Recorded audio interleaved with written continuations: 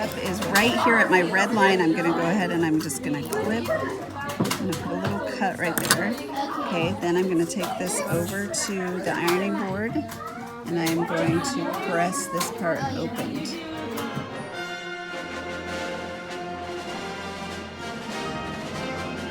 What we're gonna do right now, we're at the iron and we're going to press this part open. So that's just like the upper casing. That's where your casing is gonna go.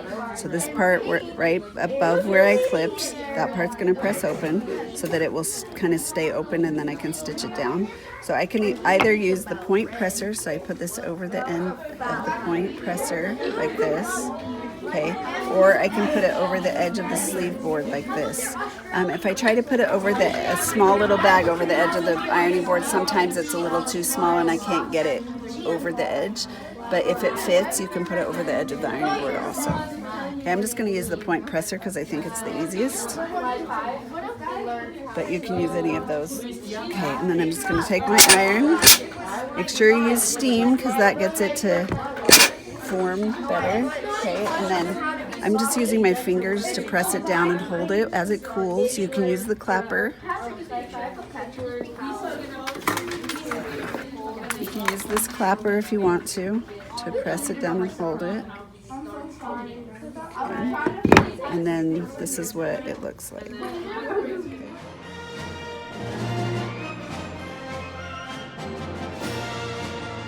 We're attaching these flaps on the front of the pillowcase, and we need to set the machine up with an embroidery stitch.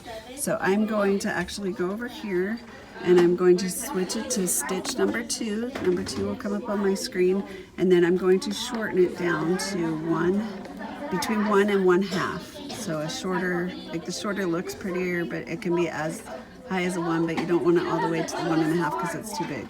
Okay, then we're going to shorten this one, the width, to a 2, okay, and that sets me up to attach the flap, okay. Then I'm going to put the embroidery foot, you can see the little cone on the side. I'm going to put the embroidery foot over the cone like that, and then I'm going to push that lever down to hold it on. So now I have an embroidery foot. This foot looks a little different on, like right here you can see the open space. I'm going to line this right here. So this fabric is going to line up with that center stitch line. Okay, so I'm going to go like this. And I'm just going to stitch over the edge.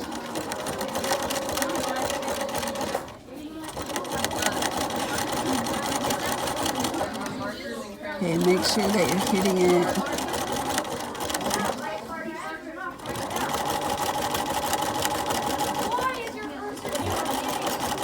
If it's not wanting to move, you may need to go put an embroidery foot on it. Now I'm at the end, so I'm going to lift my needle, lift my presser foot, and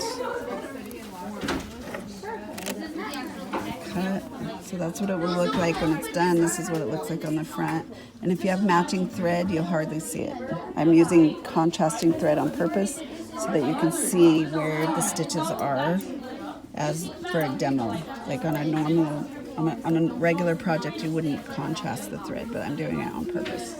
Okay, so let's finish it up. And like I said, if it starts getting stuck, change it, the embroidery foot, to a presser foot. Okay, I'm going to push this button, bring my needle up. Okay, and I'm going to pull this out. And here, notice when I tug on this, there's kind of some space in there. Can you see that? See the space? That space is where the temporary stitch is, and that's where the drawstring is going to go. So eventually this is going to fold down, and then that's going to open up and the drawstring is going to come out of it.